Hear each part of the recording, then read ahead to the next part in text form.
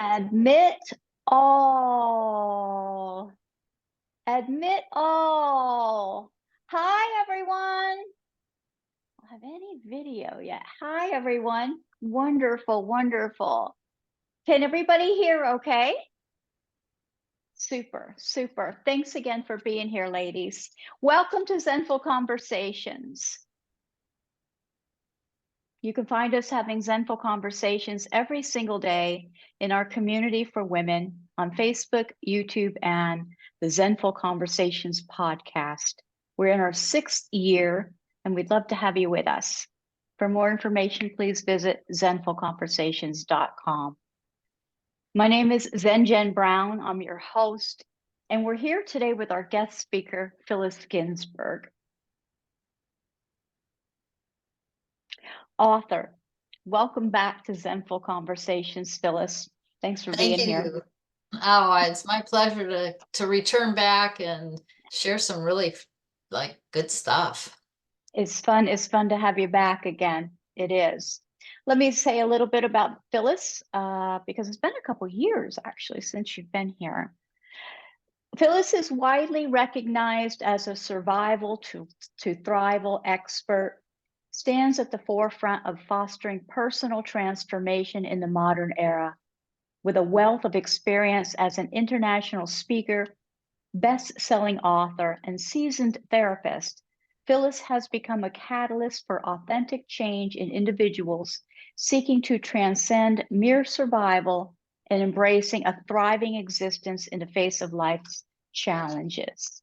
Her impact reverberates across numerous esteemed platforms, including her feature in the compelling documentary, The Courage to Continue, and recognition in the prominent media outlets such as Women's World, CNBC, Parade, and Health and Wellbeing magazines. On a mission to cultivate a world where individuals no longer navigate life in survival mode, Phyllis asserts that living in survival is a stressful way to live, and we can shift that. In her newly released book, Empowered You, Phyllis provides a transformative guide, empowering individuals to break free from the constraints of the past and embark on a journey towards self-discovery and empowerment. Phyllis says her mission is to guide people in identifying and replacing obstacles hindering their well-being. In her book, Empowered You, she shares insights to help you live your best life. So yes, Phyllis, welcome back. Congrats on your new book, Empowered You. Thank you. It just came out last week, so it's hot off the press. Yes, it is newly released. I'd like to ask a couple questions before we get to the ask if anybody has any questions with us. Thank you, everybody, for being here. Chapter 14 on through chapter 20 really is what really resonates most for me. This being true to yourself. I just love that language. The different types of thinking explained in the book is really great. How does your book encourage readers to embrace their true selves and live authentically, even in the face of societal norms or expectations? What a great question to start with. It's a huge topic, how we got to grow up as adults feeling so limited. And that comes from childhoods that got the messages like from generation to generation got passed down of how to be and how not to be. So in essence, we were all raised to be limited, not unlimited. We were raised to make sure everybody else was okay. Don't put too much attention on yourself. Children are to be seen and not heard. You're selfish if you take too much time for yourself or you're focused on you. Think of others first.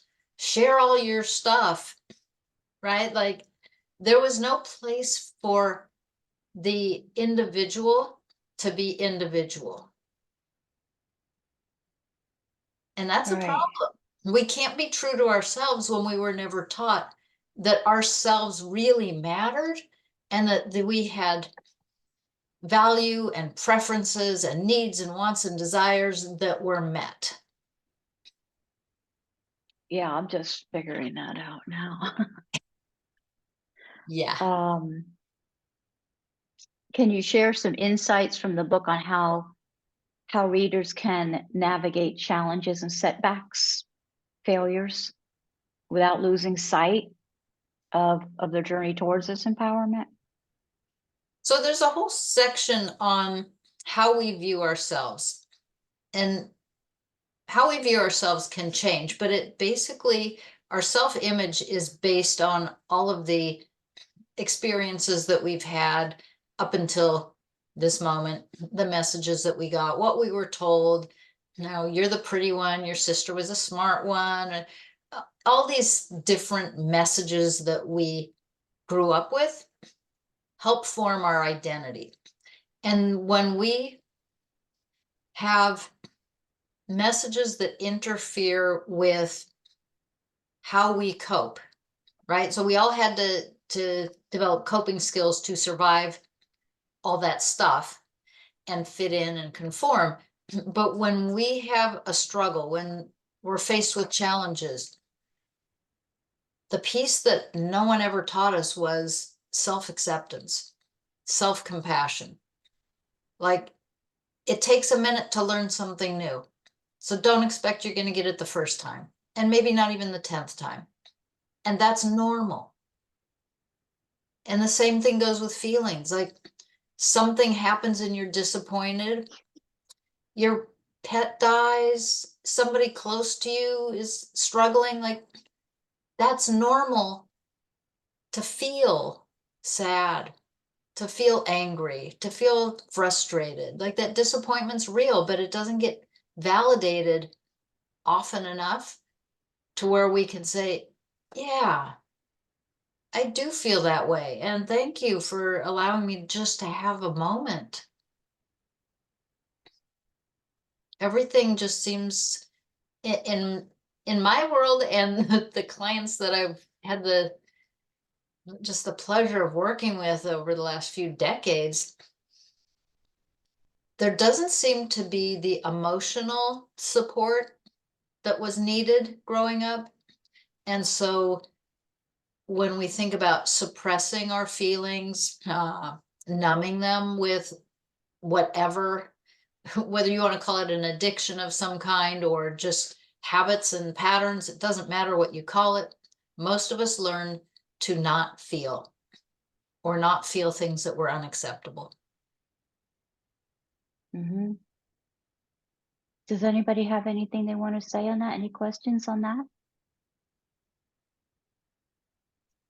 Anybody have any questions right now?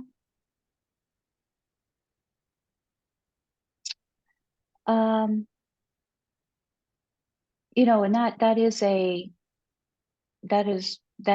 to me something I've been working with, is this self-love aspect, because none of us, like you said, get out of childhood without anything. And I look back, you know, I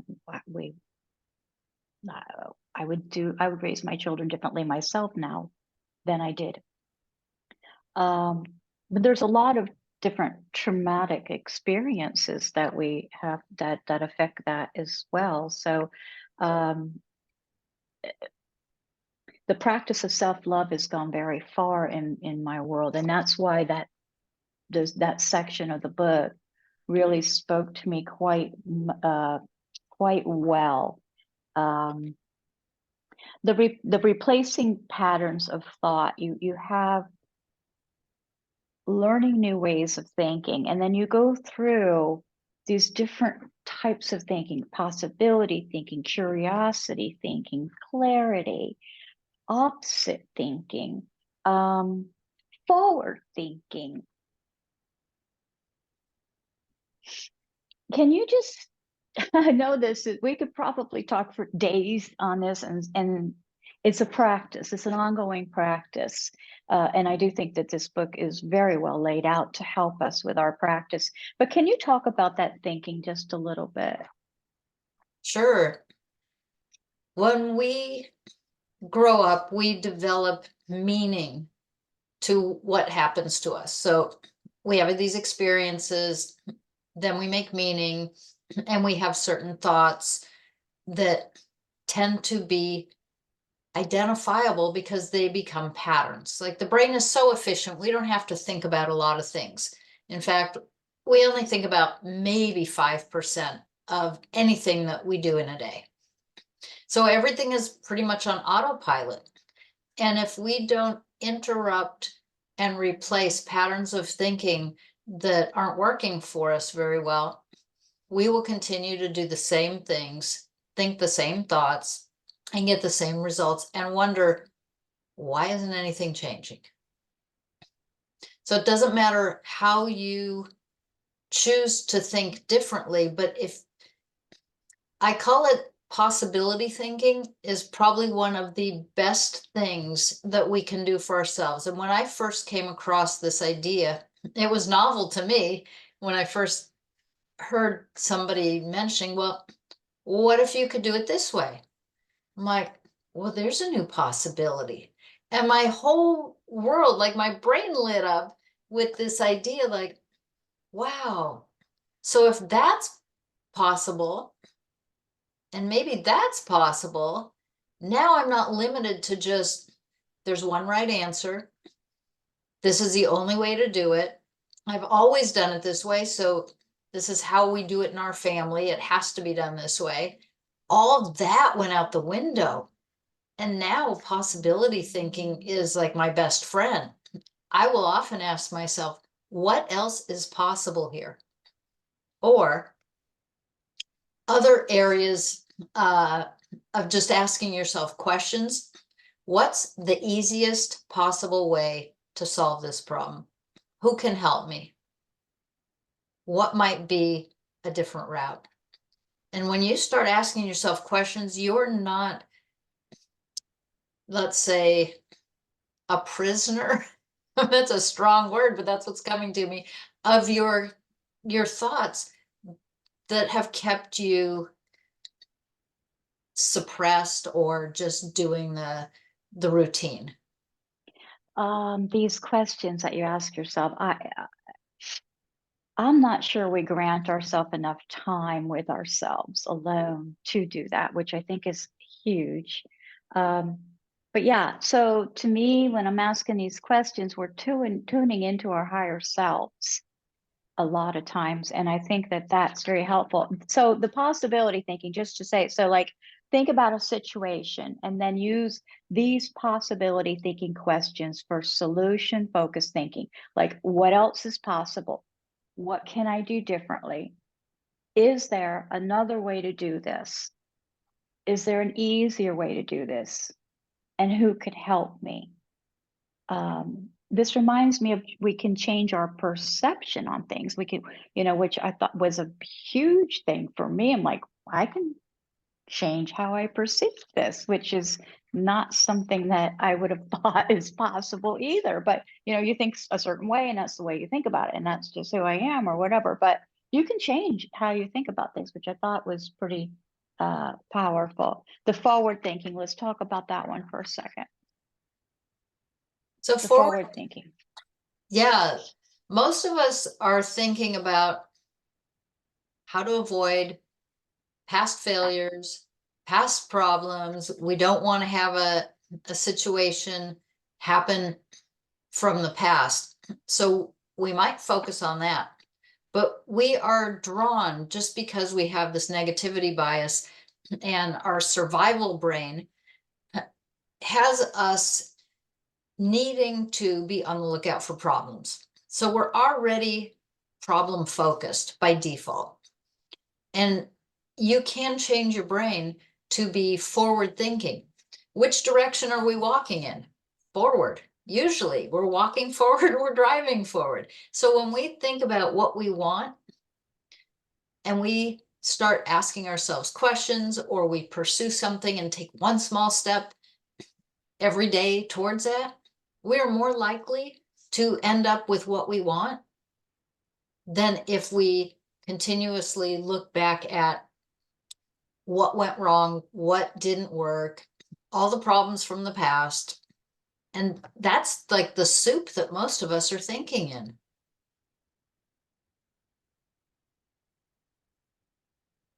So let me ask you this, because I go through this with somebody.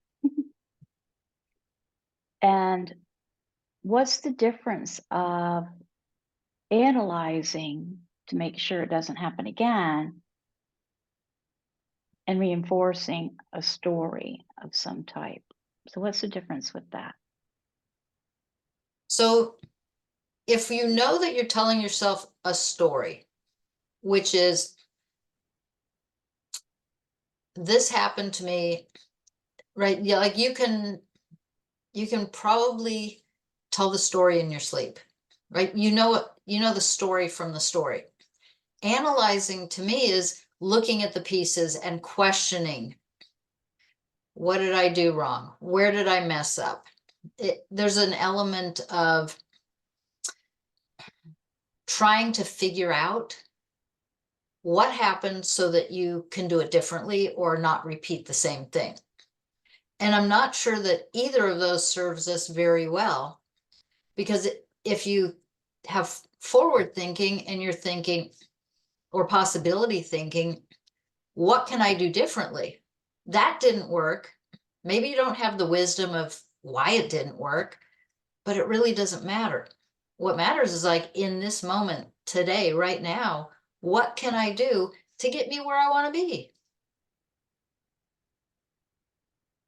Thank you. Does anybody have any questions they'd like to ask? Let's go ahead and pop on if you do. I don't have a question. I just have a Sure. thought. I just wanted to I just think back to when I was raised and how it was, very much that you had to, follow a certain way.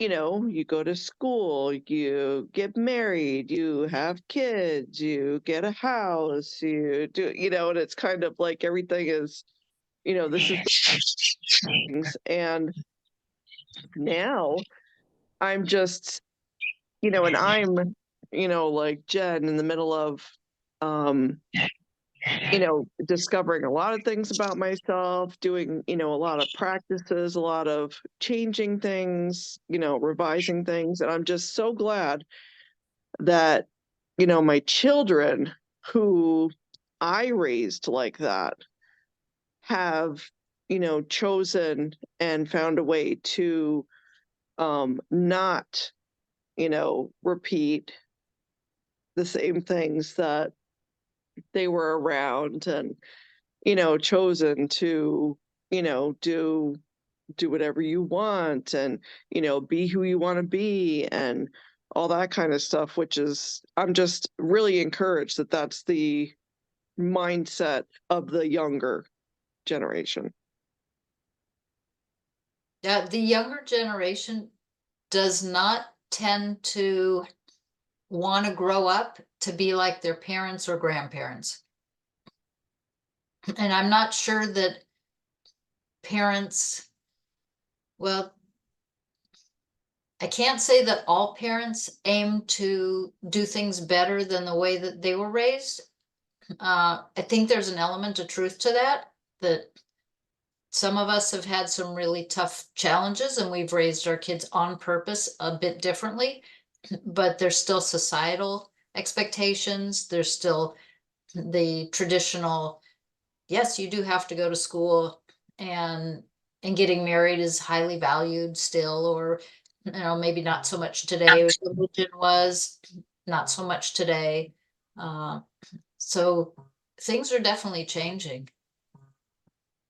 I just wanted to make a comment if possible. Um, uh, I was thinking about what you were saying about not repeating, worrying about the past. I think we kind of learn from the past, but where I am right now, I'm prepping in 18 months, I'm supposed to retire. So that's a big, scary thing. And so I guess I'm kind of trying to think out of the box as you suggested. And I'm just looking at the wildest, path that I can take and working my way back from there just to expand my mind and say, is this possible? And researching and looking into it, but I'm really keeping an open mind. So I think I'm where you're, what, the point that you're making.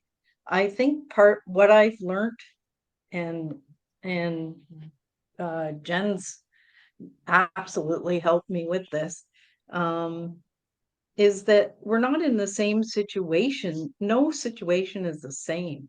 So that's why it's a waste of time to try not to repeat an old situation, because each situation is completely different. So I think it's kind of hard to follow rules of one situation when you're going into a different situation. I've never been retired before. This is a completely new situation for me to be working towards. So I'm trying to find new answers, I guess. I don't know. I I did pick up your first, I think it's your first book, the blue one there, and I'm working through it, and it's really interesting because I see what you mean by about negative thoughts, because I have to really work at 5 thoughts each day that are positive. So, but it's a good exercise. So anyway, I think it's a great book. I just wanted to let you know, and just make some comments of my own. I'm hoping I'm doing the right thing. I'm looking at a drastic change, and I'm sure I'll find, I'll find something in the middle in the end once I've looked at everything and analyzed it with my own personality. Yeah, if I might Well, just reflect back to you, you are venturing into all new territory. And mhm. and if you keep in mind a couple of things, how can you be true to yourself? And what would you really like to experience during retirement? Yeah. Yeah, I think your book is helping me to think that way. So I'm working Good. through it. Anyway, thanks. Oh, thank you. You're welcome. Yeah, Cheryl, that's so true. It's not the same experience, but it's also, you're not the same person. By the Mhm. time we're done with this conversation, we're not going to be the same people that came in. And we have to trust, because we've seen that we can. Yeah, it's very true. Does anybody else have any questions or comments that they'd like to share at the moment? I would. Okay, yes, please. The main thing that I'm looking for is a way to work with and calm my inner critic, because a lot of I do start some new initiatives I've been very proud of, but I limit myself, and I play it too safe. And one of the things I've been doing is writing fiction. And I get a great idea and I start the story. I get a page down, and then I read it over, and I like, that's not going to go anywhere. What am I going to do with that? Um, but I really love the way I write. But then the inner critic gets in the way and stops me from going forward. And I don't know how to get past that. Have you ever shared your writing with anyone? Writing groups, and I've gotten really good feedback, but I'm also working full time. So I give myself that excuse, I'm too busy, I can't continue. But I'm also, I've taught myself how to trade stocks. I'm in the market, I'm doing that on the side. And again, there, I'm very conservative about how I trade. And if I take a small loss, I'm very hard on myself. I don't like to lose, which is why I guess the inner critic gets in my way, because I don't, I guess I push away any possibility of negativity, and I'm looking for a way to, Yeah, I would say that I went in depth with positive self-views in the book, and self-acceptance is the ability to accept yourself with your strengths and weaknesses, knowing your abilities, your capabilities, and staying within a range of, like, how would you treat a friend? Having some self-compassion. Okay, that didn't go so well. I'm not sure I like that page that I wrote. But tearing something apart because you have an overly critical mind, if Yeah. that's what you're describing, I think that's what I'm describing, yes. you might be like throwing out some really good stuff.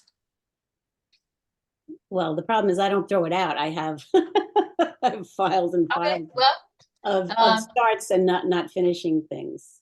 So all right. So, when you say you've got a lot of things, so there might be an excuse for not completing, like writing or doing something. And those of us who tend to be busy, if we set aside time, if we have a passion for what we're doing, and we have the outcome in mind, like if you really wanted to write a story that you publish, or you read at an event, or for the writers group, like it doesn't have to be that you publish a big book. It can be anything, and then work toward it. But if you're aimlessly just trying it,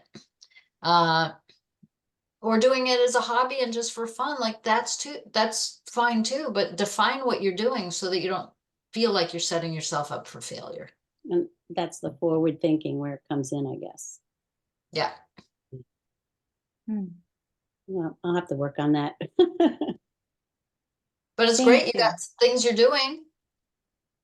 There's a lot of positivity in my life. I meditate. I am very positive, and I'm just, I guess, finding my way through it, and close to retirement myself. So I'm hoping that when I do retire, I can, you know, um, find fulfillment in these other activities that I've started. So You've probably come a very long way too. And it's so important to acknowledge how far we have come, so we don't feel like it's an endless, just, trying to release all these things. We have to look back and see just how far we've come and pat ourselves on the back. And maybe it's not perfect. And we have to kind of, in my mind, I've had to anyway, sort of change this relationship with perfect and let my weirdness and oddness be part of that perfect. But I just think it's so important for us to acknowledge how far we've come. That's true. And because we're at an age to where we're starting to figure some stuff out. Thank God, and we're starting to come to some kind of formation on it all. So just keep chipping away, man. Thank you so much. Thank you. And one of the Good. I was going to say, one of the exercises to do in the book is to make a list of accomplishments. Because as women, most of us do not like honor ourselves. We don't celebrate ourselves. Other people may not pay attention or celebrate us either. We're on to the next thing because we take on way too much responsibility. We all have some incredible strengths that got us to where we are today. And most of us Yeah. are people pleasers, so we kind of put ourselves in the back seat all the time. Yeah, or the trunk. Yeah, I think that seed will always be there, but we got to be right up there with that, with everybody else. Yeah. Thank you. Phyllis, how does this book empowered you? I want to talk about relationships and the dynamics of that, like providing guidance on fostering healthy, empowering connections with others. Well, once you do your individual assessment of, okay, these are the messages I grew up with, I identify with these limitations, it all makes sense. And then you go through, and there's a whole bunch of choices. You don't have to do all of it, but choose a couple of different ways to think about something or ask yourself questions. Try it out and see what works well for you. Once you get yourself to a place where you're feeling like you have a much better solid foundation than you were raised with, that's a time when you can say, okay, now I think I can relate. You might even notice you're relating better to people at home or at work or wherever that you might be interacting with other people. And when two people come together that have a more solid foundation, they're more their true selves than having to deal with, am I doing it right? Am I okay? What do they expect? What if they don't like me? I don't deserve this. Wow, they're too nice. I have to bend over backwards. I got to make sure they're happy, even if it means I'm sacrificing myself and my needs or wants. You get the feel like there's how we've done it, and then there's doing it in a way that there's room for both people to have an identity, a sense of self that's separate from the other. Yeah, well, that to come together as two healthy people into a relationship, I would think that a lot of listeners may be in the relationship now beginning to care for themselves and decide that they want to be true to themselves and go in this direction. I'm not even sure what I'm trying to ask there. I guess because people expect you to be a certain way, and when you I think I start to know what, change, yeah, what you're talking about. And I wrote about, expect that you might ruffle some feathers, because when you've been doing the same dance maybe for years or decades, and you decide to change it up because you bought a book that says, wow, my life could be different and I could be happier and more confident and feel better about myself. I want that. And then of course you're changing a dynamic. So as you change your patterns, relationship patterns are going to change. You might be setting some boundaries. You might not be as available, or you might say, I'm going to take 20 minutes to go meditate, or I'm going to go for a short walk. You want to join me? Or I'm not going to watch that TV program anymore because it just doesn't fit with who I am today. And you got to be true to yourself and okay with the other person's going to have to figure out how to adapt. Because you've probably spent your whole life adapting to other people. And now it's your turn to live your life. I think we look at a lot of our relationships as if they're a contract that we have to live up to, but kind of have to give yourself permission to change the contract. Yeah, and some relationships survive and some don't.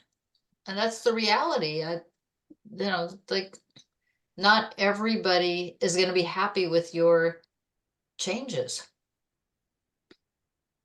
Yeah, that's true. And it has to be okay, because otherwise you're sacrificing yourself. Either way, you're either going to betray yourself or you're going to stay stuck in a relationship that's not working. My favorite quote is, "You were meant to fly, but that cocoon has to go." It's so true, but it's hard to get that darn thing off. thank you. Thank you. Does anybody else have any questions or comments they'd like to ask at this time?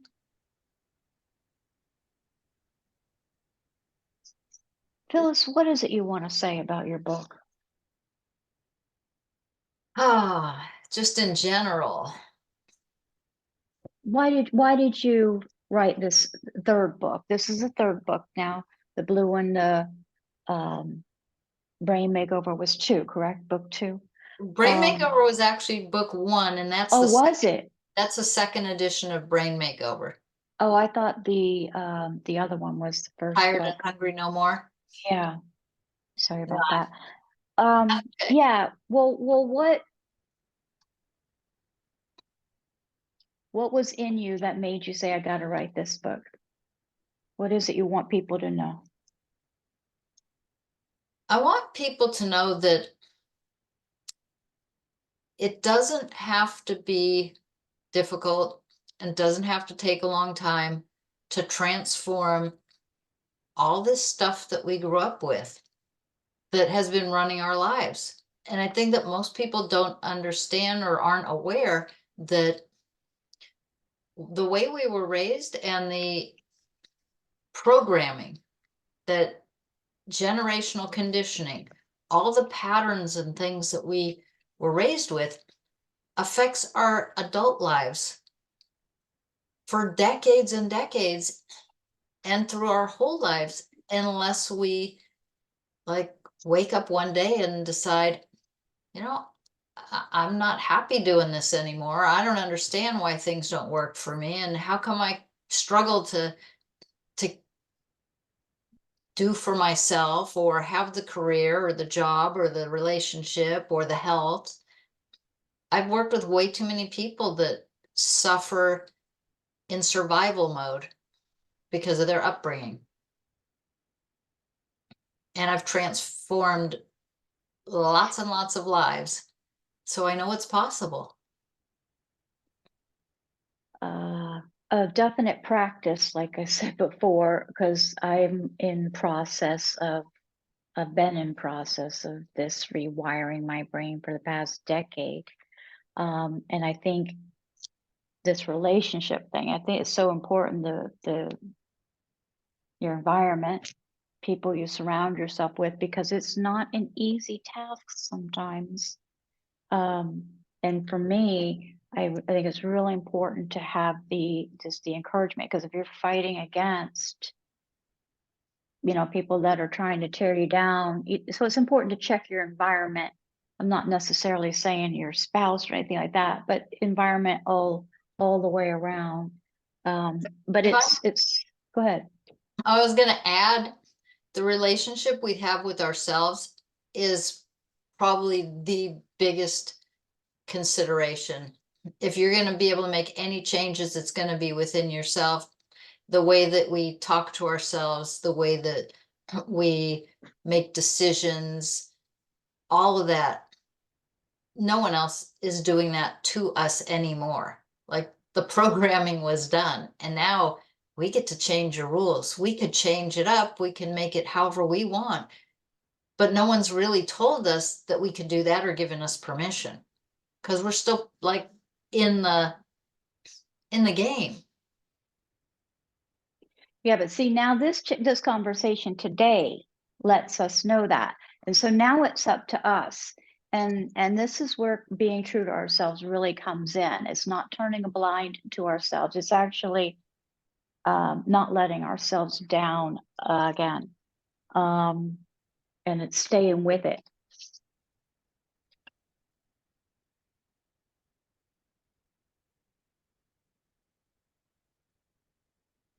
So yeah, the book seems to take a holistic approach actually to empowerment.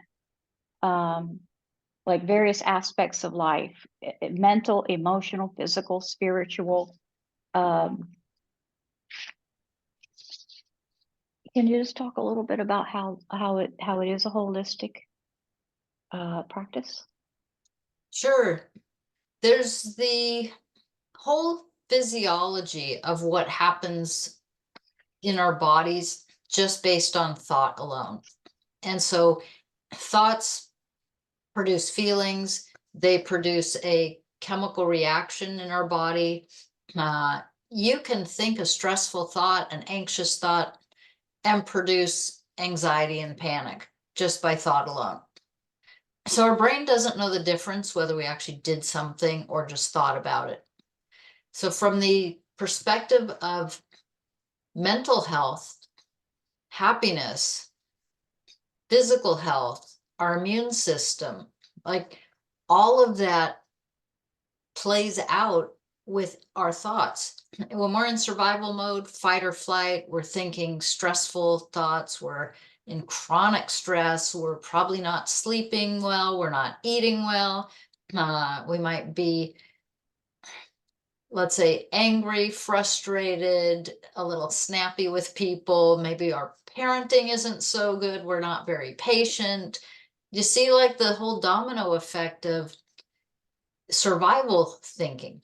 Well, flip it to thriving and having possibility thinking and some compassion, some self-love, self-acceptance, self-reassurance. Like, there's so many things and different angles that we can take to get to the same place. You don't have to do all of it. You can just pick one or two things and focus on those, and it will put you on the path to being calmer, more creative, more able to access your intuition, guidance, higher self, higher power, whatever you want to call your connection spiritually, to know what's right for you, to have not just patience, but the ability to listen better, to listen, to understand, to act rather than react. There's just such a tremendous benefit to taking the path of thriving versus just surviving. Well, it's our whole experience of life, right? Mhm. Questions, anyone? Comments?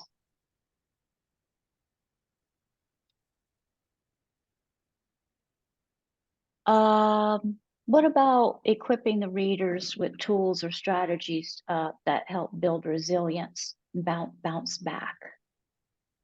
Is Yeah, there so a part of the book? there are 4 characteristics commonly found in people who have mental resiliency.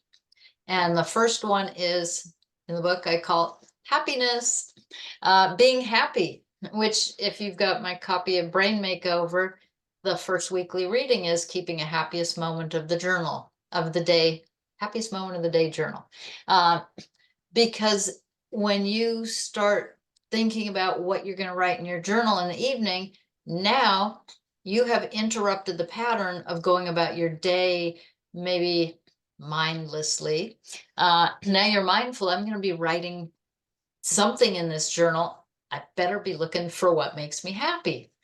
And those things that make you happy can be so simple, like the first sip of coffee or tea in the morning, listening to your favorite song, feeling some sunshine. Doesn't have to cost money, doesn't have to be anything big.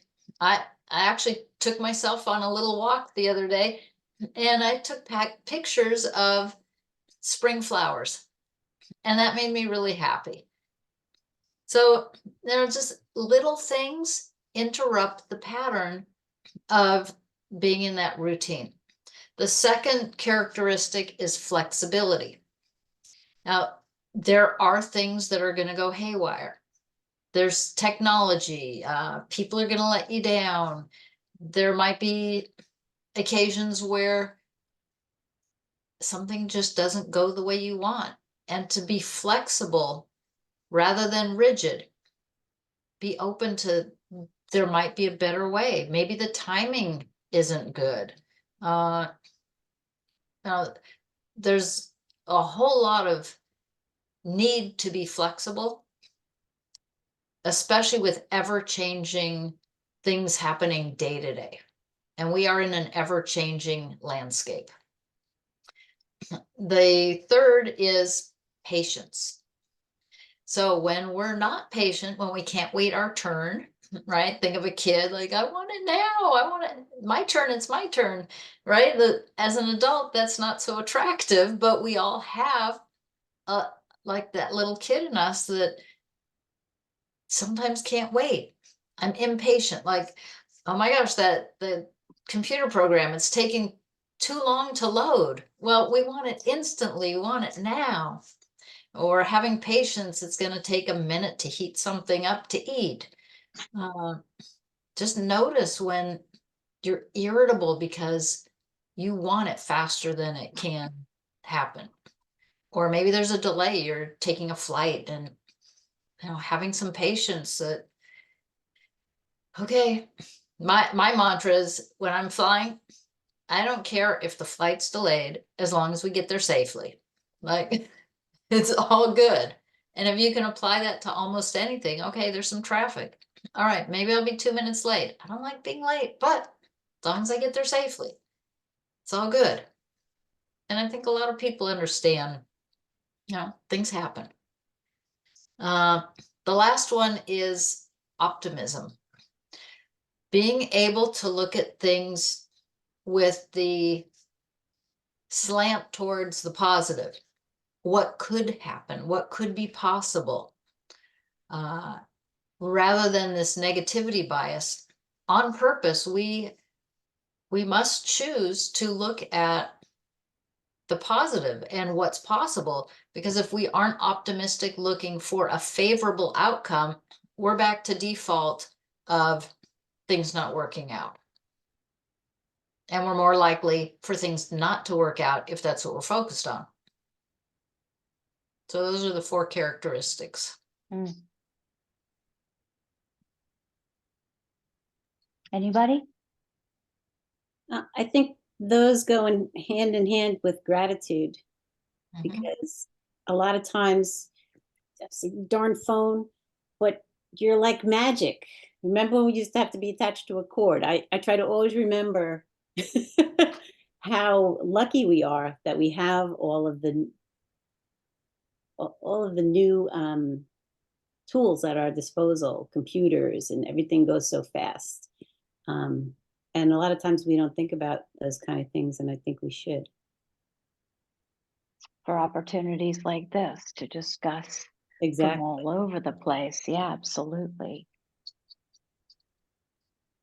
I think when I learned that I could, there's a few things that I could do. I could say yes. I could say no, where before I never realized that, I could. I can just do something if I want to. And that, I'm the first thing on my calendar. And I just operate with those and go from there, because you're really the only person that's going to be there for you. Nobody's going to come rescue you. Nobody's going to do it for you. That whole thing. So. Now, most people aren't as focused on you as you might think. And they're definitely not going to live your life for you. They may tell you what to do every so often, but when the chips are down, like, it's up to each of us to take care of ourselves and live our lives in the ways that we want. You know what I've noticed too in my practice of that is like I would agonize over like not being able to do something for somebody. I mean, I would agonize, make myself sick over it, right? We know that feeling sometimes. Not so much anymore. But yes, and by the time I'm like, okay, I just have to do it. And then I get oh, thank goodness I was looking for, this or that, or I'm so glad, or it was like, it's not even a big deal to them. To where it's like what I did to myself was unbelievable. Because my need to please them or whatever the case may be. But half the time they don't even know what you're doing or care what you're doing. If you asked yourself, what drives me to do this? often it's for validation, reassurance, to feel accepted, wanted. Like the motivating factors aren't just because you want to do something for somebody. That might be a secondary, but if you're honest with yourself, the people pleasing and overdoing it are all about getting your own needs met in a way that isn't very, well, attractive, or it doesn't seem like it's the best way to go about doing that.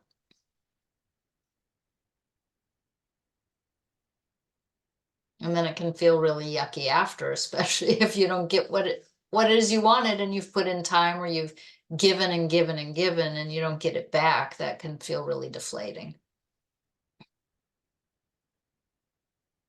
Right. I'm gonna leave that right there. Yeah, big can of worms. I have a question. Is that the same as giving up control? It sounds like that, like we're trying to control everything and balance all these balls. And would you say it's I think similar to giving up some control? there's a difference between controlling things and people pleasing in the result that it looks like, but it all comes down to coping, trying to get needs met. And so there's a need to control because that makes you feel like you're safer in some way. Like it's a coping thing. You probably wouldn't try and control somebody. You might try and control their behavior so that you can get a need met, like validation or acceptance. But usually when we're in a controlling mode, it's because we're trying to get a need met, like desperately trying to get a need met. No one sets out to be controlling. That's my No, uh, no, but it sometimes ends up being that way. right.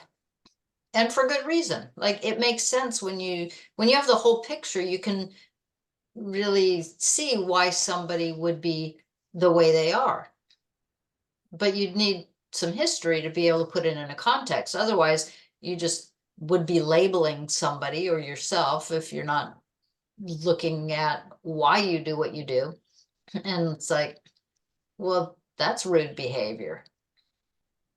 But it makes perfect sense in a context. Right.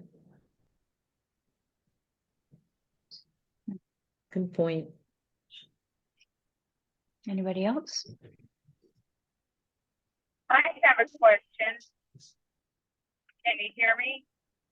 Yes. Okay. I've heard a lot of good things during this, and my thing is I am working on writing a Okay, we lost you.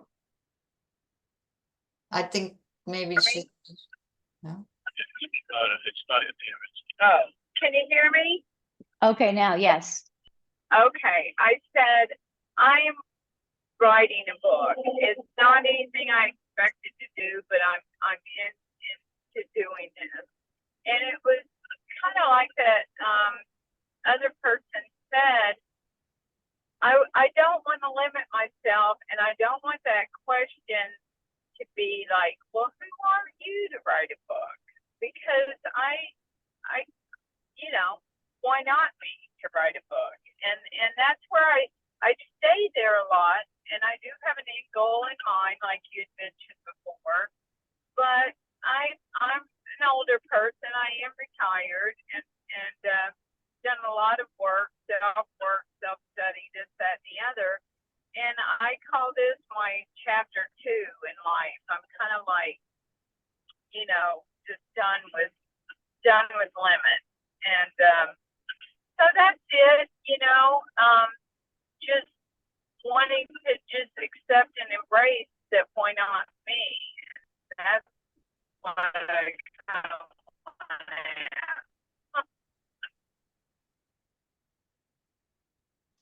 Right. I would say for anybody thinking of writing a book, that you don't know who you're going to touch with your story, your expertise, your brilliance, whatever it is that you have to share. If you're inspired to do it, do it. Why not? Yeah. I mean,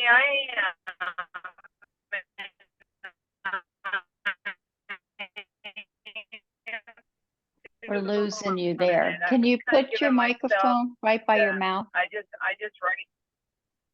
It said the bandwidth was low. Well, I don't know if you could hear me. Oh, well, that's okay. I mean, I'm traveling, so that's probably the problem. But that's all I had to say, really. Yeah, Yeah. it's so Go easy ahead, for Phyllis. us to minimize our impact and the potential of what we could do. And most of Right. it is because we were raised to be limited, not unlimited. But the more that you allow for yourself to be your true self, the more you're going to connect with inspiration. And I say, whenever you're inspired to do something, do it. See how it feels. Take one small step. You don't have to do a whole big thing. And then see how that is. And if you're inspired to do more, do more. And if it's not your thing, like, okay, not my thing. Yeah, Okay. this book writing has come up a couple times recently. And from what I understand, you can write the book and not even share it. It's our story, and we're the only one that can tell it. And at that point, we can decide all the way up. You could get the darn thing ready to go, right? Fill all the way up until, and still decide not to unleash it. So there's so many steps. And yeah, that was our last guest speaker, Carol Pesci, that I'm talking about. She just says that there's so many different steps, and you can, that is in part of powering yourself, is to allow yourself to say your story. Let's There's a talk lot of about, go there's ahead. a lot of healing that can take place as you do your writing, even if you never publish it or never share it with anybody else. But I think you get That's proud of it. Thank you. Thank you. Yeah, and I think at some point though, you get really pretty proud of it, and you're like, well, this ain't half bad. I'm gonna go ahead and do it. Let's talk about for a moment here sustainable practices, habits, long-term empowerment, personal growth. Because I know that that's what this book does. It doesn't give like little tiny quick fixes. This is really gonna help. Yeah, I'm going for permanent change because that's what I've seen when I work with people. And so these tools, they don't have to be difficult to embrace. Once you start experiencing some possibility thinking and you get in the habit of thinking a little bit differently, it's a game changer. Like you can never go back to the old way. You can't go back into the box because you won't fit in it anymore.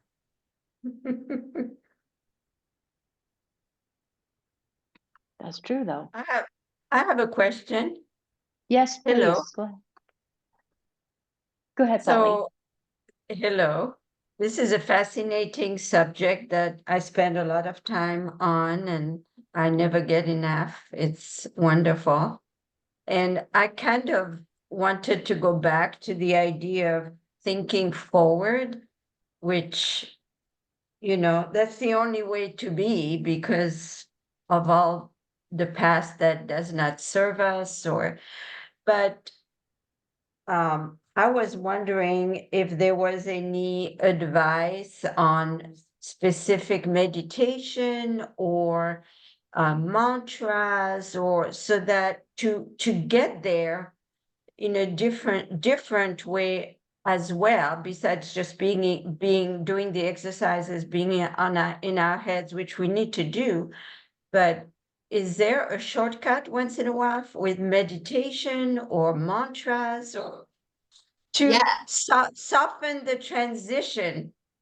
Actually, if you have the end in mind of what you want, right? So let's say you have a goal or a desire, there's something that you want, and you can picture it or think about what it's going to look like and feel like. So you already know. And then you can sit and imagine, because your brain doesn't know the difference whether you did something or just thought about it. And you actually can attract it to you, attract the right people, the right things. It's incredible how when you're aligned with where you're going, it's like doors open up, the right people show up, things happen in a way that allow for what you're doing to come with greater ease. So if you could have the intention of what you want and the experience, you could experience ahead of time with emotion. You can call it meditation, call it visualization. You can do it with your eyes open, with your eyes closed, while you're drifting off to sleep, when you wake up in the morning, while you're walking the dog, like anytime you want, you can put yourself in the scene. So that would be, it sounds to me, that would be for something tangible or specific. Or what about if you want to accomplish peace of mind, or lately what is really, really hard for me is the state of the world and what is happening. And I have a terrible time dissociating myself. So I guess, how do you do that? Visualize yourself happy, even though worried? Well, does you being unhappy or worried or afraid serve the world in any way? No, because what is best for me is best for the universe. And I know that, but Okay, so can you see yourself being peaceful because you want to emanate the energy of peace? yeah. And you can contribute more to the world, to individuals, to people in your circle, or the people you go and encounter while you're out shopping or getting your hair done or whatever it is that you're doing. If you're more peaceful and you're not chaotic like a lot of people are because they're caught up in all this stuff going on, you actually can bring some calmness and some peace to other people. And we sure could use a lot more people like that. The ripple effect. Yes. That is definitely, Polly, I agree. It's getting to be a serious practice. Yes, that. yes. Healing the world, starting with ourselves. It has to start with ourselves because we are the world. The world isn't just the world out there as is, it's made up of individuals. Mm-hmm. The more of us that do our work to become more of our authentic selves and to not continue these patterns that were passed down generation to generation that have taken us so far away from our true selves, I think the more that we're going to see greater inner peace in individuals, and that's going to ripple out into families and communities and the way children are raised and people live and coexist together.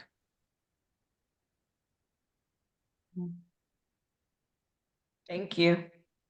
You're welcome. There's a whole, the fourth section of the book talks about living and working together and collectively how we can like make the world a better place. And there's a whole, I can't remember how I listed it, but when I first was writing this, I'm like, oh, I want a dictionary of words for people to live by, but I just called it words to live by. And so there's about 25 of these words that if we all embrace them and live by them, like abundance, acceptance, belonging, caring, collaboration, community, like you get the idea. If we all could live by those words, we'd have a whole different world. Well, I feel like everybody on this group probably lives like that already. We all can improve and do more, but you know, anyway. Right. But I think that at least that what seriously, this is challenging these days, no doubt. And I'll just leave it there. But like you said, Phyllis, what you said was how does it, what was it that you said? How do you serve? How's that help anybody or anything? Right. How does it help anybody, or does it help anybody for you to be stressed or worried? Right. It doesn't do anything there. It just that could be something to hang on to get to that. Yeah, what a topic. Does anybody else have any questions or anything they'd like to say?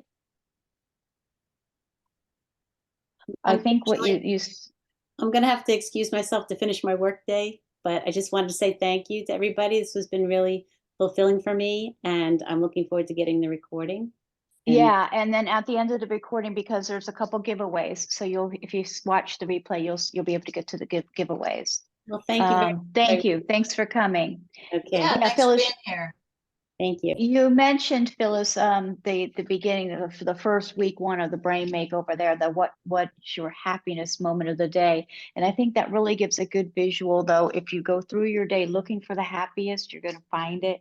Or if you go through looking for the worst, you're going to see that. So I think that's a real good visual on that possibility thinking and the forward thinking, just all of it, because you'll see either one. Right. You'll see either one there.